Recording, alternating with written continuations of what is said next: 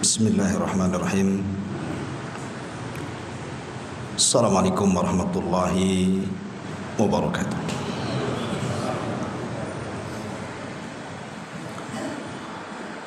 Alhamdulillah wassalatu wassalamu ala Rasulillah wa ala alihi wa sahbihi wa mawalah wa la hawla wa la quwwata illa billahi wa ba'du. Alhamdulillah, segala puja dan puji hanya milik Allah subhanahu wa ta'ala.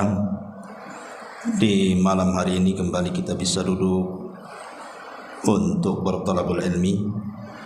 Salawat dan juga salam hadiahkan pada Rasul kita Nabi besar Muhammad sallallahu alaihi wasallam. Kita masih membahas kitab Syarhus Sunnah li Imami Ahli Sunnati wal Jamaah Al-Imam Al-Barbahari rahimahullahu ta'ala.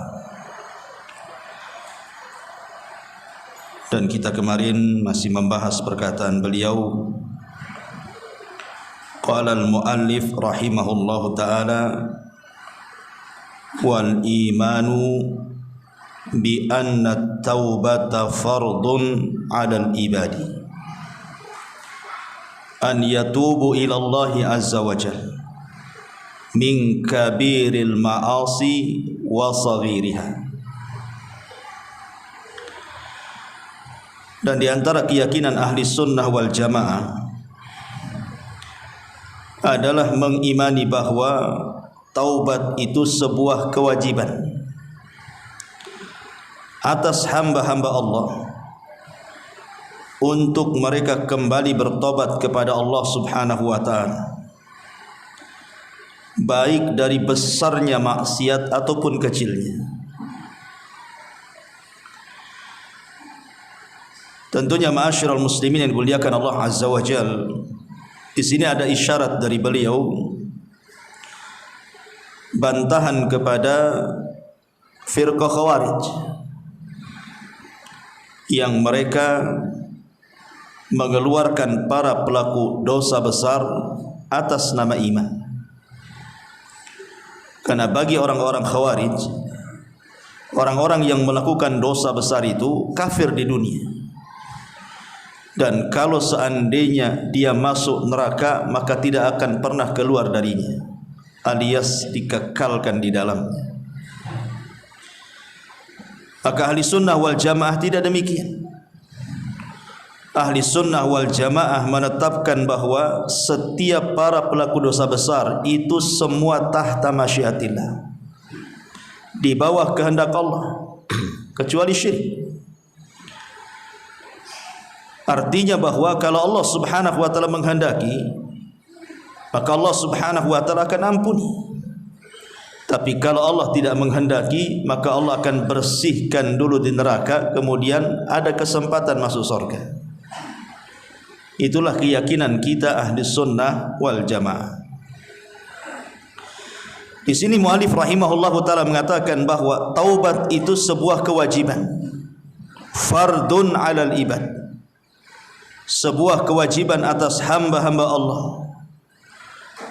an yatubu ilallah, agar mereka senantiasa bertobat kepada Allah azza wa jalla, baik dari dosa-dosa besar ataupun dosa-dosa kecil. Nanti saya akan jelaskan apa itu dosa besar, apa itu dosa kecil. Ma'asyiral muslimin yang dimuliakan Allah subhanahu wa ta'ala, seorang muslim masih ada kebaikan di hadapan Allah subhanahu wa ta'ala kalau ruhnya masih berada di jasadnya. Akan tetapi kalau seandainya jasadnya hidup kemudian ruhnya mati, maka seorang muslim tidak ada kebaikan sama sekali di hadapan Allah azza wa jalla. Gambarannya, kalau seandainya antum malam-malam tertidur, tidak sholat maghrib, tidak sholat isya, tidak berdoa, langsung tidur. kemudian bangun keesokan harinya pun tidak sholat subuh, langsung beraktivitas, langsung kerja, dan tidak ada penyesalan dalam hatinya kalau dia itu sudah meninggalkan kewajiban Allah Azza wa Jalla, seolah-olah sudah aktivitas biasa saja sehari-hari seperti itu. Ketahuilah bahwa kita tidak sedang baik-baik saja. Walaupun jasad kita hidup, ketahuilah bahwa ruh yang seperti itu ruhnya mati, karena tidak ada penyesalan sama sekali. Tapi kalau seandainya seseorang itu, walaupun mungkin dia meninggalkan kewajiban Allah Azza wa Jalla karena belum ada hidayah menyapanya, tetapi kemudian dia tertidur, kemudian dia terbangun, dan hatinya masih memikirkan kenapa dia tidak salat, kenapa dia tidak melaksanakan kewajiban Allah, kenapa dia seperti ini dan seperti itu, dia celah hatinya, dia celah ruh dan jiwanya, maka orang ini ada alamat kebaikan. Artinya ruhnya mulai hidup dia. Itulah yang disebut dengan nafsul lawamah, artinya jiwa yang selalu mencela dirinya, kenapa dia tidak melakukan hal-hal yang diperintahkan Allah dan Rasulnya. Yang ingin saya katakan, ma'asyiral muslimin yang dimuliakan Allah Azza wa Jalla, bahwa di antara alamat ataupun syarat orang itu bertobat adalah adanya penyesalan. Bukan hanya sekedar dia meninggalkan maksiat, berjanji untuk tidak mengulang kembali, tapi dalam hatinya itu ada penyesalan. Menyesal dia. Kenapa dia melakukan dosa? Sebab penyesalan inilah yang menunjukkan bahwa ruh kita itu hidup. Bukan hanya jasad saja yang hidup, ruhnya juga hidup. Dan itu alamat kebaikan. Kalau jasad kita hidup, ruh kita hidup, berarti kita di atas kebaikan. Karena betapa banyak di zaman sekarang ini orang enggak peduli kan dengan kewajiban Allah itu. Meninggalkan solat biasa saja, solat tidak ada dosa bagi dia. Sudah meninggalkan solat digabungkan dengan maksiat-maksiat yang lainnya, tenang-tenang saja dia. Ini hati-hati, hatinya sudah mati orang seperti ini. Di dalam hadis Nabi sallallahu alaihi wasallam, dalam hadis qudsi, Allah Subhanahu wa taala berfirman, "Ana inda dhanni 'abdi bi wa ana ma'ahu hina yadhkuruni. Fa in dzakkarani fi nafsihi dzakartuhu fi nafsi. Wa in dzakkarani fi mala'in dzakartuhu fi mala'in khairum minhu. In taqarraba ilayya shibran taqarrabtu minhu dhira'an. Wa in taqarraba minni dhira'an taqarrabtu minhu ba'an. Wa in atani yamshi ataituhu harwalatan.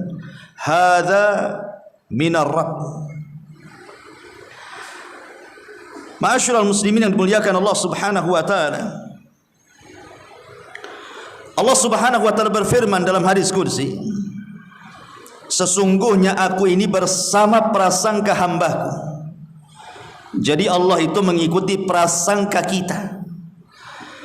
Kalau kita berhusnudzon kepada Allah, maka Allah pun akan berbuat baik kepada kita.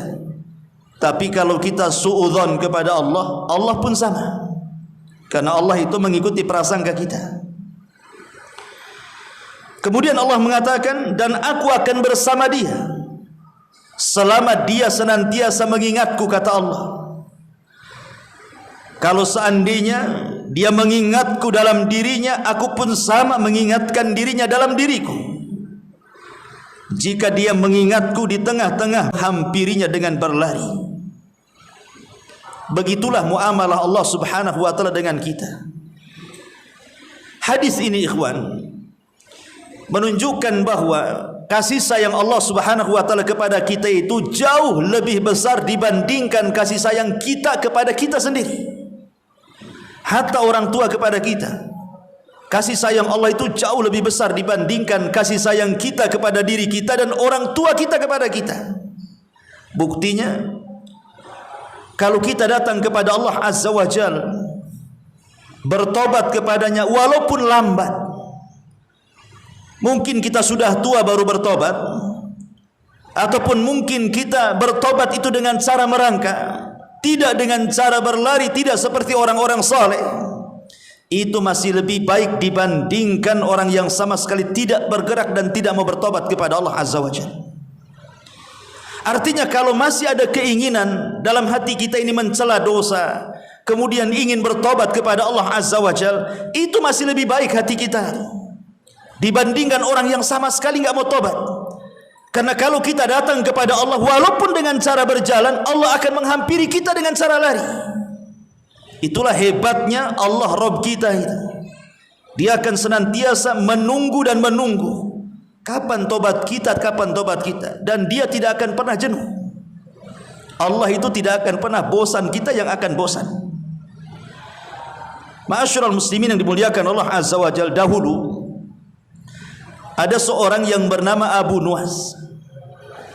Abu Nuwas itu terfitnah bahwa dia seorang zindik.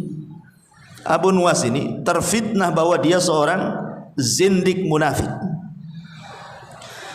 Jadi saat wafatnya, orang-orang pun meminta fatwa kepada para ulama, boleh enggak kami menyolati Abu Nuwas?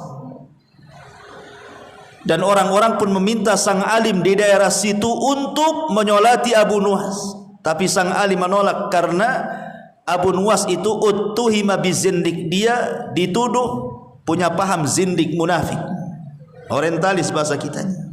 Ya. Ma'asyiral muslimin yang dimuliakan Allah Azza wa Jalla. Akhirnya kemudian tidak banyak orang yang datang untuk menyolati Abu Nuwas ini. Kemudian setelah dimandikan, rupanya dalam bajunya itu orang yang memandikan itu menemukan sepucuk surat. Kemudian surat itu dibaca, dan surat itu bunyinya, in azumat dzunubiya kasratan falaqad alimtu bi anna afwaka a'zam in kana la yarjuka illa al muhsin fabiman yaludhu wa yastajirul mujrim. Kata-katanya pendek, tapi lihat isi kandungan kata-kata dari catatan tulisan Abu Nuwas yang diletakkan di pakaiannya ini. Dia mengatakan, in azumat dzunubi, seandainya dosaku teramat sangat besar, ya kasratan, atau teramat banyak sekali, alimtu laqad alimtu, aku sudah tahu, bi anna afwaka a'zam, bahwa pemaafanmu ya Rabb, ampunanmu ya Rabb jauh lebih besar dibandingkan dosaku. Anggap saja dosaku besar, bahkan besar sekali, bahkan banyak sekali, tetapi ampunan Allah jauh lebih besar dibandingkan dosa hambanya.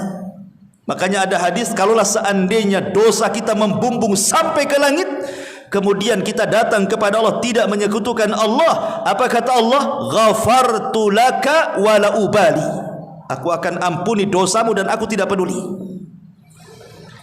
Kemudian potongan yang kedua dia mengatakan, in kana la yarjuka illal muhsin fabiman yaludu wa yasta'jirul mujrim. Kalau seandainya yang diterima, yang hendak diterima olehmu ya Rabb adalah orang-orang baik saja, lalu kenapa orang-orang jahat yang berdosa itu harus minta perlindungan? Kemana lagi mereka harus kembali?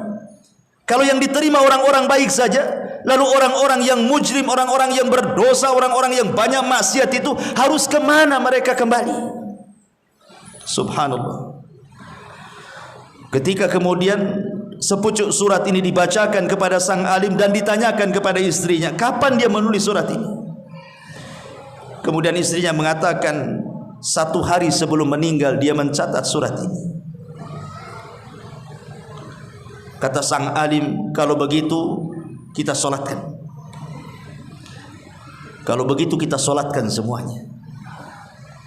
Dari sini ada pelajaran besar, bahwa al-a'mal bi khawatimiha, amal itu ditentukan akhirnya. Amal itu ditentukan akhirnya, bukan awal, bukan tengah. Betapa banyak orang-orang yang lisan mereka mengucapkan astagfirullah, astagfirullah, tapi saat kematiannya kalimat itu sudah tidak terucap. Tapi betapa banyak orang-orang yang tidak mengucapkan astagfirullah, tapi saat kematiannya dia pula mengucapkan astagfirullah. Maksudnya apa?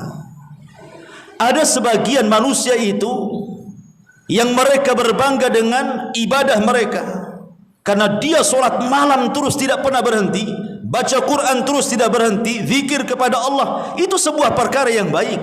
Tetapi kalau menjadi sebuah kesombongan dan kebanggaan bahwa dia itu jauh lebih baik dibandingkan orang lain, itu jauh lebih jahat orang ini kondisinya dibandingkan orang yang tidak pernah solat malam, tidak pernah zikir, tidak pernah baca Quran, tapi dia menangis karena dosa-dosanya. Kalau seandainya ada dua orang, yang satu ahli solat, ahli puasa, ahli zikir, ahli baca Quran, tapi dia yaghtar bi amalihi, sombong dengan amalannya, merasa itu paling hebat dia, merendahkan orang lain. Tapi yang satunya amalannya kurang, tapi dia selalu menangis dari dosa-dosanya, dia ingin kembali kepada Allah Subhanahu wa ta'ala. Maka Allah lebih sayang kepada orang yang menangis dari dosa-dosanya walaupun sedikit amalannya, dibandingkan orang yang rajin ibadah tapi sombong dengan ibadahnya. Karena Allah itu yuhibbut tawwabin wa yuhibbul mutatahhirin. Allah itu suka dengan orang-orang yang tobat. Dari sini tidak boleh seseorang membanggakan dirinya, tetapi merendahkan dirinya jauh lebih baik. Karena itulah seharusnya seorang hamba merasa fakir di hadapan Rabb yang Maha Kaya. Ma'asyiral muslimin yang dimuliakan Allah Subhanahu wa taala. Di sini muallif rahimahullahu taala mengisyaratkan tentang pentingnya tobat dari dosa-dosa. Apakah dosa itu kecil ataukah dosa besar? Di dalam sebuah syair yang bagus sekali dikatakan, sebagaimana dinukilkan oleh Al-Hafidh Ibnu Rajab Al-Hambali dalam kitabnya Jami'ul Ulum wal Hikam, jilid yang pertama halaman 402, khallidz dzunuba saghiraha wa kabiraha dzakat tuqah wasna kamashin fawqal ardi syauki yahdhar ma yara la tahkiranna saghiratan innal jibala minal hasa. Tinggalkanlah semua dosa yang kecil ataupun yang besar, karena itulah hakikat ketakwaan manusia. Berjalanlah di dunia ini seperti seseorang yang melintas tanah penuh dengan duri-duri. Tentu dia akan selalu berhati-hati dari apa yang ia lihatnya. Sekali-kali jangan pernah remehkan dosa kecil, karena gunung-gunung besar itu sebenarnya berasal dari kerikil-kerikil kecil. Gunung besar itu menjadi besar itu karena kumpulan kerikil kecil. Apa maknanya? Maknanya persis yang dikatakan Amirul Mukminin Umar ibn Khattab radhiyallahu an. Beliau mengatakan la saghirata ma'al istimrar wala kabirata ma'al istighfar. Tidak ada dosa kecil kalau dikumpul-kumpul ya besar juga, dan tidak ada dosa besar kalau senantiasa digempur dengan istighfar. Artinya bahwa kalau seandainya seseorang itu kemudian memilah-milih ini dosa besar, ini dosa kecil, enggak apa-apa, ini kan masih kecil, belum besar. Yang kecil ini terkadang lebih bahaya dibandingkan yang besar. Saya ulangi, yang kecil ini terkadang lebih bahaya dibandingkan yang besar. Perhatikan hadis Nabi. Kata Nabi SAW, iyyakum wa muhaqqaratiz dzunub. Kata Nabi SAW, hati-hati kalian, jangan sampai meremehkan dosa, mau kecil mau besar. Fa innahunna yajtami'na 'ala ar-rajuli hatta yuhliknahu. Karena jika ia berkumpul pada seseorang, maka boleh jadi dosa-dosa itu akan menghancurkannya. Wa inna Rasulullah sallallahu alaihi wasallam dharaba lahunna mathalan kamathali qaumin nazalu arda falatin fahadhara sani'ul qaumi faja'ala ar-rajulu yantaliku fayaji'u bil'udi war-rajulu yaji'u bil'udi hatta jama'u sawadan fajtajju naran wan dhaju ma qadhafu fiha. Nabi sallallahu alaihi wasallam membuat permisalan. Apa permisalannya?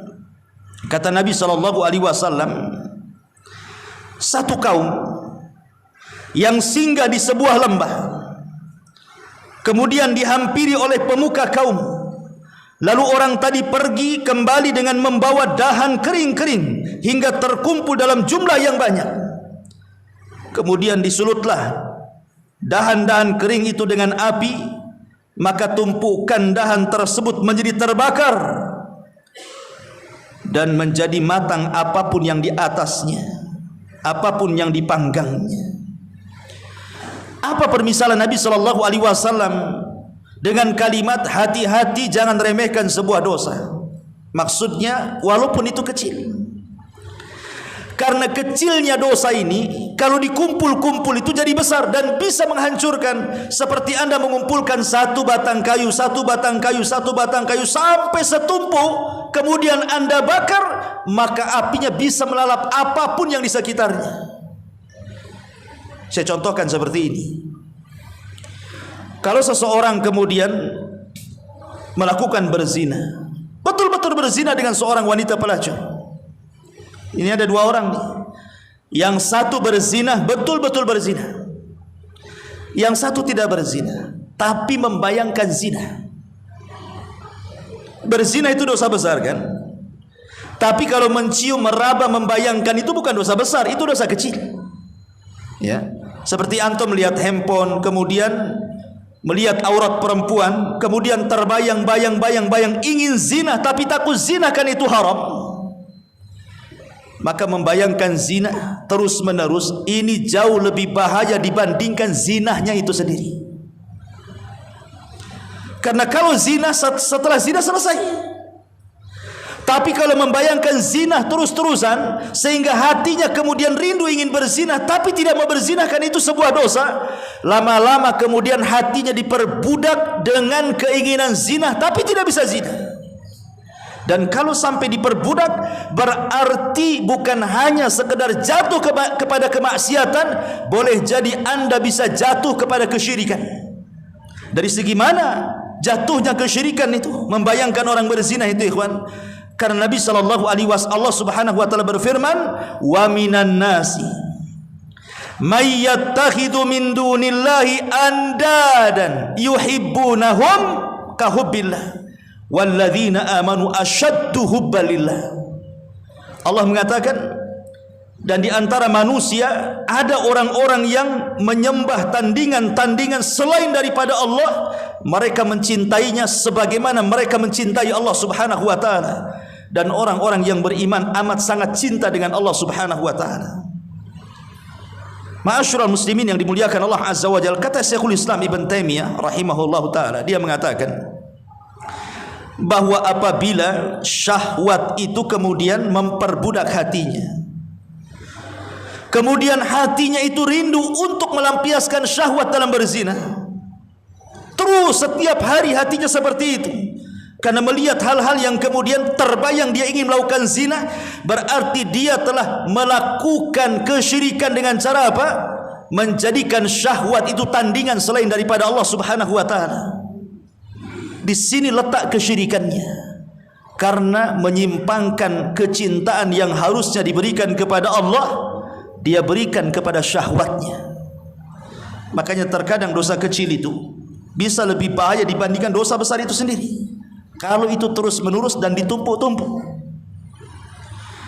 Ma'asyiral muslimin yang dimuliakan Allah Subhanahu wa taala, dari sini seorang tabi'in yang bernama Bilal ibn Sa'ad rahimahullahu ta'ala, dia mengatakan, la tangzuri ila sigharil ma'siyati walakin unzur ala man asaita.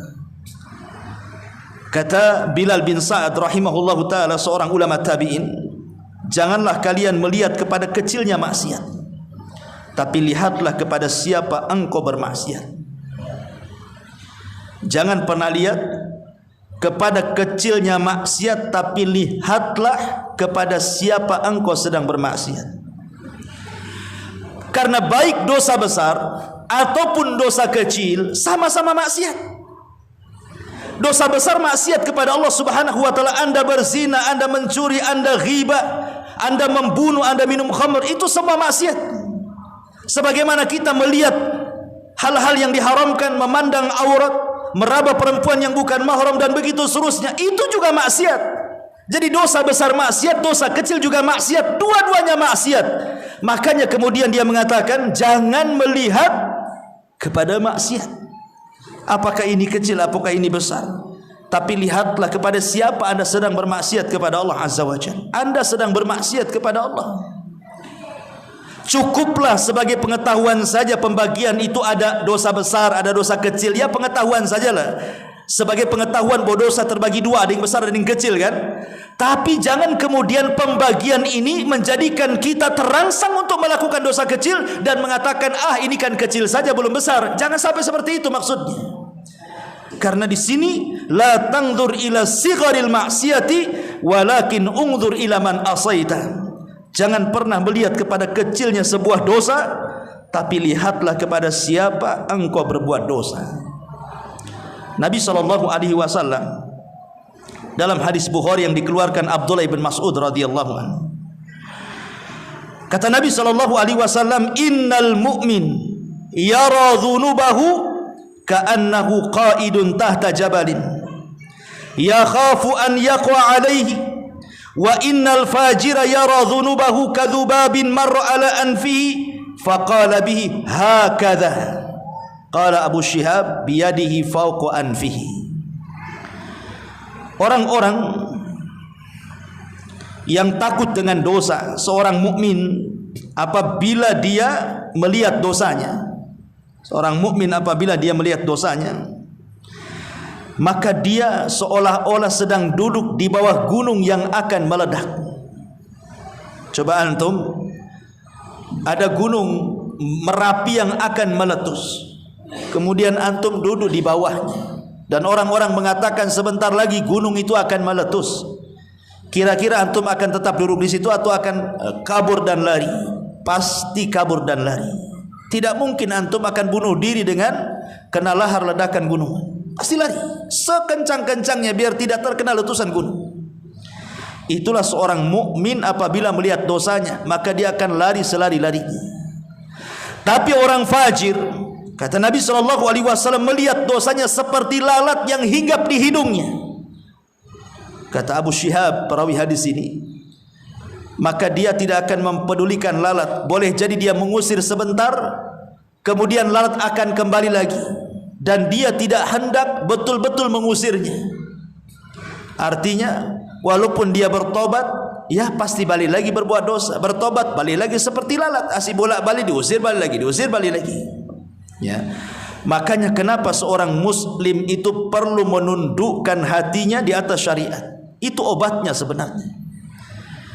Jadi kalau kita bisa menundukkan hati kita kepada syariat Allah Subhanahu wa taala, maka saya yakin antum akan benci dengan kemaksiatan. Walaupun ada hadis yang dilemahkan para ulama, tapi Imam Nawawi mensahihkan dan mencantumkan dalam kitab Arba'in Nawawi. Hadis yang ke-41 yang sudah saya bahas di ibu-ibu itu. Kata Nabi SAW, la yu'minu ahadukum hatta hawahu taba'an lima ji'tu bihi. Tidak beriman seseorang dengan iman sempurna sampai hawa nafsunya bisa ditundukkan dengan yang aku bawa, kata Rasul. Apa maknanya? Menundukkan hawa nafsu itu seperti apa? Saya contohkan. Kalau ada dua orang yang minum khamr, kemudian diingatkan suruh tobat. Jangan minum khamr, tobat. Khamr itu haram, termasuk amal setan, termasuk perbuatan najis. Kau tidak akan beruntung. Dibacakan ayat-ayat dan hadis-hadis tentang bahaya minum khamr. Dua orang ini bertobat, dua-duanya tobat, betul-betul tobat, tidak mau minum khamr. Anggaplah yang satu si Amr, yang satu si Zaid. Si Amr ini memang betul-betul istiqamah ketika dia mendengar ayat-ayat haramnya khamr, hadis-hadis tentang larangan khamr, betul-betul didengar, dijauhi, bahkan wasilah-wasilah yang mengantarkan kepada khamr dia jauhi. Asal melihat orang mabuk saja dia benci. Asal melihat tempat mabuk saja dia langsung benci hatinya. Pokoknya apapun yang mengantarkan wasilah-wasilah kepada khamr, betul-betul dia jauhi. Dia tidak mau melihat walaupun botolnya. Tapi si Zaid ini tidak. Memang dia tidak minum khamr, sama-sama tidak minum khamr lagi. Tapi si Zaid ini kalau tengok botol masih terbayang tuh. Pengen juga saya minum kayak dulu katanya. Tapi takut karena haram. Ya. Masih terbayang-bayang pokoknya, nampak saja ada botol khamr, keinget lagi. Ada lagi tempat minum-minum di situ ada gambar apa namanya? Merek-merek tuh, Kasbet atau apa tuh di jalan-jalan tuh. Wah, pengen juga tuh. Hatinya masih kepengen tapi tidak melakukan karena dia tahu khamar itu haram. Para ulama mengatakan antara Zaid dan Amr ini berbeda. Adapun si Amr betul-betul dia menundukkan hatinya kepada syariat karena dia benci maksiat. Tapi si Zaid ini belum mampu menundukkan hatinya karena masih rindu berbuat maksiat walaupun dia tidak maksiat. Bisa dipahami? Itulah bedanya orang yang bisa menundukkan dengan yang belum bisa menundukkan jiwa ini. Makanya di sini Nabi sallallahu alaihi wasallam menggambarkan bagaimana seorang mukmin yang takut dengan dosa dengan seorang fajir yang tidak takut dengan dosa. Tapi yang jelas bahwa jangan pernah remehkan sekecil apapun kebaikan. La tahqiranna saghiratan innal jibala minal hasa. Jangan pernah meremehkan dosa kecil karena gunung sebesar itu sebenarnya tertumpuk dari kerikil-kerikil kecil. Ma'asyiral muslimin yang dimuliakan Allah Subhanahu wa taala. Kemudian muallif rahimahullah telah mengingatkan di sini, kata muallif, an yatubu ilallah min kabiril ma'asi wa saghiriha. Hendaklah seseorang itu bertobat kepada Allah Subhanahu wa taala dari dosa-dosa besar ataupun dosa kecil. Apa itu dosa besar? Para ulama ketika mendefinisikan dosa besar, kita ambil pendapat yang dikuatkan Imam Ahmad, Al-Imam Al-Qurtubi dan Al-Imam Ibnu Taimiyah, serta yang dikuatkan Imam Zahabi rahimahullahu taala tentang definisi apa itu dosa besar. Mereka mengatakan sebagaimana dinyatakan Hasan Al-Basri, annal kabair, bahwa dosa-dosa besar adalah kullu dzambin, setiap dosa, khatamahullahu ta'ala binarin au ghadabin au la'natin au adzabin. Setiap dosa yang Allah tutup dengan ancaman neraka, dengan adanya kemurkaan Allah, dengan adanya laknat Allah, dengan adanya azab Allah, maka itulah dosa besar. Ada definisi yang lain yang ditambahkan, dan juga adanya hudud min hududid dunia. Kalau diancam dengan had-had yang ada di dunia seperti potong tangan, rajam, cambuk, penggal dan begitu seterusnya, maka itu dosa besar. Jadi kesimpulannya dosa besar itu, kalau ada dosa kemudian terancam di dunia dengan hukum hudud, seperti berzina itu kan diancam dengan hudud. Kalau dia menikah, rajam sampai mati. Kalau belum menikah, cambuk 100 kali, diasingkan setahun. Kalau dia minum khamar, dicambuk 40 kali di zaman Rasul, di zaman Umar 80 kali. Kalau dia mencuri, potong tangan dan begitu seterusnya. Maka setiap dosa yang diancam dengan had, hudud di dunia, maka ketahuilah itu dosa besar. Atau di akhirat dia diancam dengan adanya neraka, dengan adanya kemurkaan Allah, dengan adanya laknat dari Allah, dengan adanya azab. Pokoknya terancam dengan perkara-perkara seperti ini, ketahuilah itu adalah dosa besar. Seperti Allah mengatakan Innal ladzina ya'kuluna amwalal yatama zulman innama ya'kuluna fi butunihim nar. Siapapun yang memakan harta anak yatim itu sama dengan memakan di perutnya api-api neraka. Berarti diancam dengan neraka. Berarti memakan harta anak yatim dosa besar. Ya. Ataupun ketika Allah mengatakan waman yaqtul mu'minan muta'ammidan fajazaohu jahannam. Siapa yang membunuh seorang mukmin secara sengaja, balasannya jahanam, terancam dengan neraka. Berarti membunuh seorang mukmin itu dosa besar. Apapun dosa yang ada ancamannya. Fawailul lil musallin, celakalah orang-orang yang salat. Siapa mereka? Alladzina hum an salatihim sahun, orang-orang yang lalai dalam salatnya karena mengakhir-akhir waktunya. Berarti mengakhir-akhirkan waktu salat dosa besar karena terancam dengan wail, dengan neraka wail. Jadi apapun dosa, kalau ada ancamannya, berarti dosa itu dosa besar. Kebalikannya, kalau tidak ada ancaman dari hudud dunia atau dari azab akhirat, maka dosa itu dosa kecil. Sebagian para ulama berusaha membilang berapa jumlah dosa besar itu, berapa banyak. Karena Al-Imam Az-Zahabi rahimahullahu ta'ala mengarang satu buku namanya Al-Kabair, dosa-dosa besar. Beliau kumpulkan di situ 50 lebih dosa besar. Sehingga kemudian menjadi khilaf para ulama berapa jumlah dosa besar itu sebenarnya. Ya. Maka ada yang mengatakan, sebagian para ulama mengatakan bahwa jumlah dosa besar itu addaha ba'duhum bisab'in. Sebagian ulama menghitung jumlahnya ada 70 dosa besar. Wa ba'duhum aksar min dzalik. Bahkan sebagian para ulama mengatakan tidak, bukan 70 dosa, lebih daripada 70 dosa. Bahkan sebagian yang lain sampai menghitung sab'umi'ati dzamb. Sab'umi'ati dzamban. 700 dosa besar. Jadi ada yang mengatakan 70, ada yang mengatakan lebih daripada itu, ada yang sampai mengumpulkan sebanyak 700 dosa besar. Adapun hadis Nabi SAW,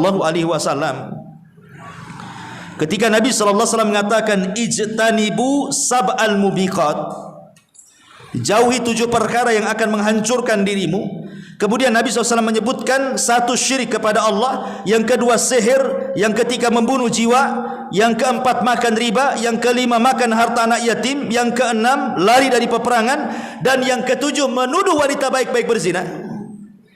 Kata para ulama, ini bukan hasar, ini bukan batasan bahwa dosa besar itu cuma 7. Tetapi ulama memahami bahwa ini adalah terbesar dari dosa-dosa besar. Inilah dosa terbesar dari dosa-dosa besar. Jadi ada dosa-dosa besar, dari dosa-dosa besar itu inilah yang terbesar. Diawali dengan syirik, kemudian sihir, kemudian membunuh, kemudian makan riba, kemudian makan harta anak yatim, kemudian lari dari peperangan, kemudian menuduh wanita baik-baik berzina.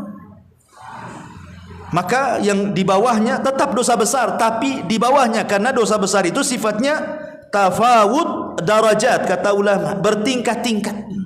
Inilah yang paling tinggi, bukan pembatasan bahwa dosa besar itu cuman 7. Karena Imam Zahabi, kalau antum, bagus buku itu antum beli, namanya Al-Kabair, dosa-dosa besar itu kumpulan sekitar 50 kalau tidak salah, dicantumkan tentang dosa besar oleh Al-Imam Az-Zahabi rahimahullahu ta'ala. Taib ma'asyiral muslimin yang dimuliakan Allah Azza wa Jalla.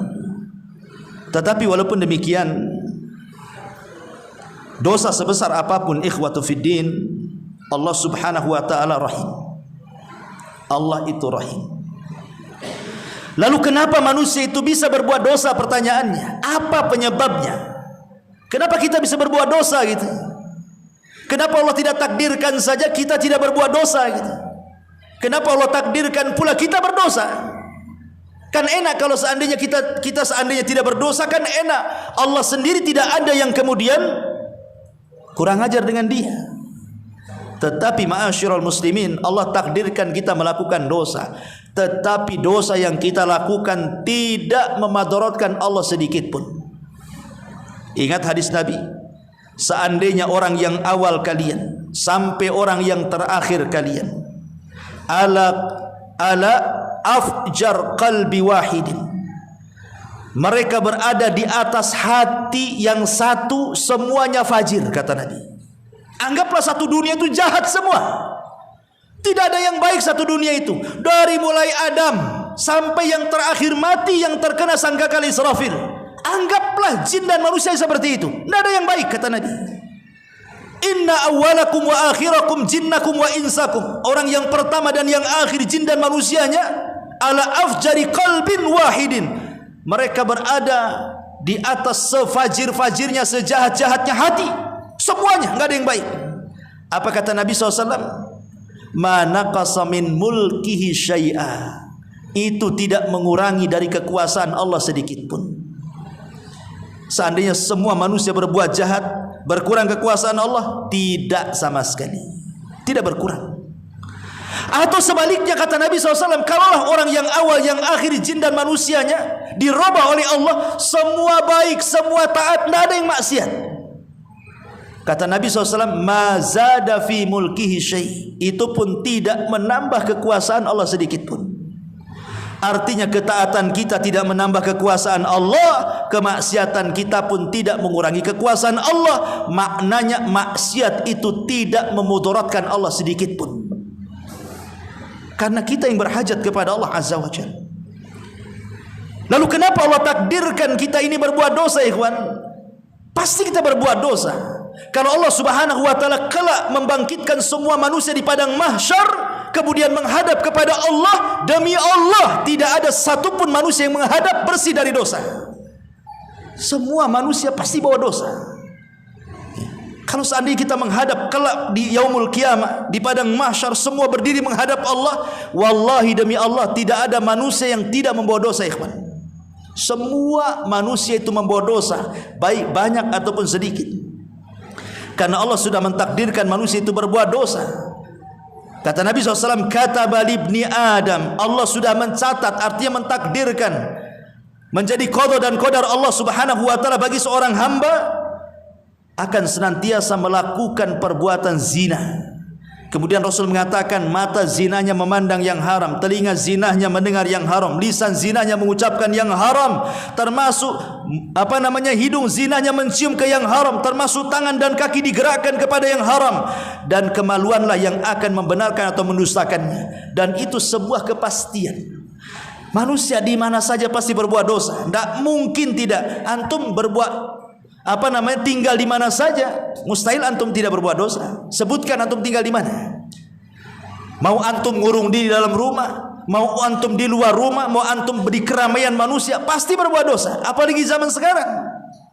Tetapi walaupun Allah Subhanahu wa taala mentakdirkan manusia harus berbuat dosa, bahkan bapak kita Adam alaihi salam juga berbuat dosa, tapi Allah itu rahim.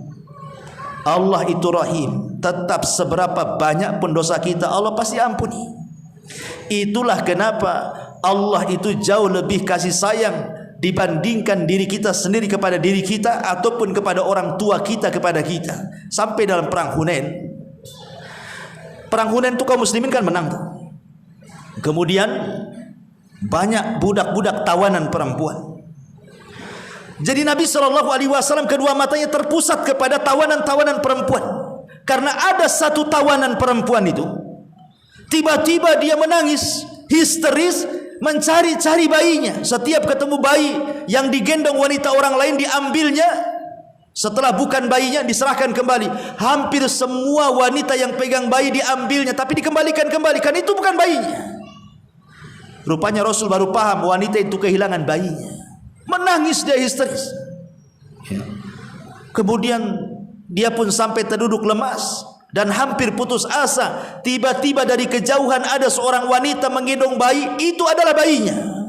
Ketika melihat bayinya, bahagia luar biasa. Sampai kemudian dia menyusui tanpa peduli auratnya kemana-mana. Kemudian air susunya muncrat kemana-mana, dia gak peduli. Saking tidak sadarnya, karena puncak kesenangan bayinya ketemu.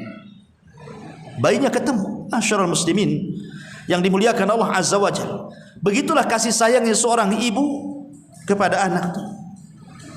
Bagaimanapun kondisinya, pasti dia akan mencari anak. Sampai ada kasus baru-baru ini kan, ada orang mati memeluk bayinya kan. Banyak ada anak kecil yang belum makan 2 hari, banyak belakangan tahu kasusnya dibunuh oleh suami. Tapi lihat kematiannya, dia peluk bayinya dia. Ya. Kata Nabi SAW kepada para sahabat, ambil kayu bakar, kata Nabi. Ambil kayu bakar, buat perapian di sana. Setelah kau buat perapian di sana, kata Rasul, panggil wanita yang baru menemukan bayinya itu. Kemudian kau perintahkan wanita itu lemparkan bayimu ke dalam api itu. Kira-kira apa jawabannya? Maka sahabat mengatakan, ya Rasul, ini kegilaan namanya. Wanita itu sudah sedih, sudah putus asa karena bayinya hilang. Tiba-tiba sudah ketemu bayinya dan dia merasa bahagia. Tiba-tiba kau suruh dia melemparkan bayi ke dalam api. Ini kegilaan namanya. Dan tidak mungkin wanita itu akan mau, karena kasih sayangnya wanita itu kepada anak bayi itu. Kata Nabi SAW, di sini syahidnya, Allah lebih sayang dengan hambanya dibandingkan wanita itu dengan bayinya. Itu syahidnya. Allah lebih sayang dengan hambanya dibandingkan wanita itu dengan bayinya.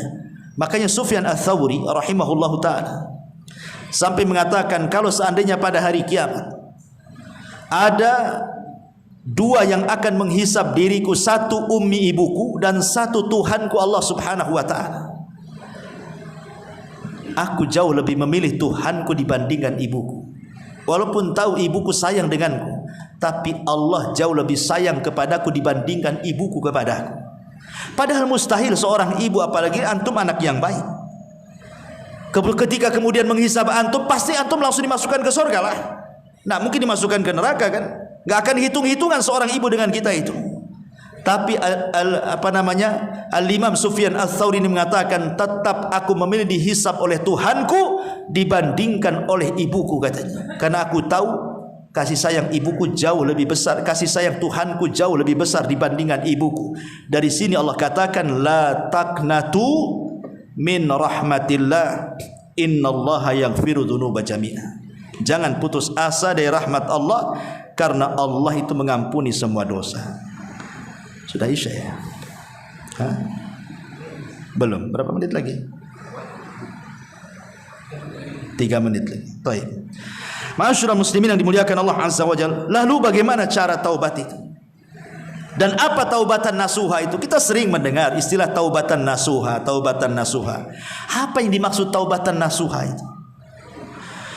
Ketika Allah Subhanahu wa taala berfirman dalam surah At-Tahrim ayat 8, Allah mengatakan, ya ayyuhalladzina amanu tubu ilallahi taubatan nasuha.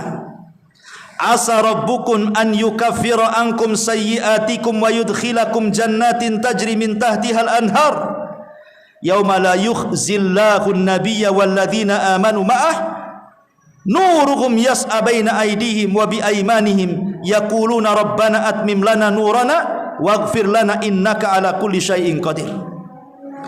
Wahai orang-orang yang beriman, bertobatlah kalian dengan taubatan nasuha. Di sini ada kalimat taubatan nasuha. Apa yang dimaksud taubatan nasuha? Berkata Imam Al-Quradi rahimahullahu taala, setelah beliau menyebutkan beberapa pendapat para ulama, beliau mengatakan, ijma'uha arba'atu asya. Disebut taubatan nasuha kalau terkumpul 4 perkara. Yang pertama, al-istighfaru bil lisan. Istighfar dengan lisannya, astagfirullah, astagfirullah, astagfirullah. Yang kedua, al-iqla'u bil abdan. Betul-betul badan kita menjauhi dosa yang kita lakukan. Kemudian yang ketiga, idmaru tarkil audi bil jinan. Perasaan dalam hati betul-betul berazam ingin menjauhi, tidak mungkin kembali lagi kepada dosa yang sudah dikerjakannya. Kemudian yang keempat, muhajaratus sayyi'il ikhwan. Berusaha menjauhi teman-teman yang baik yang akan menyeret dia ke dalam dosa. Itulah disebut taubatan nasuha. Istighfar, badan kita menjauh dari maksiat, hati kita berazam untuk tidak kembali melakukan maksiat, dan yang keempat, jauhi teman-teman yang akan menyeret kita ke dalam maksiat. Subhanakallah bihamdika, asyhadu an la ilaha illa anta astaghfiruka wa atubu ilaik. Allahu ta'ala. Assalamualaikum warahmatullahi wabarakatuh.